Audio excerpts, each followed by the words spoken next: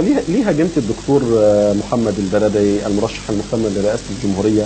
الحقيقة أنا مش عارف مدى صحة الكلام اللي أمامي، يعني بأن عندما تحدث على الحجاب فقلت البرادعي لا يصلح لقيادة بيته، فكيف يقود دولة كبيرة بحجم مصر؟ وكان هجوم لاذع للحقيقة. قلت إن مجرد إنك أنت تتعرض للعقيدة، أمر عقائدي، فهذا بداية النهاية. وهل الرجل تعرض لأمر عقائدي؟ أيوة، قال إن مش فرض، وقال إن بيتكلم عن الحجاب يعني؟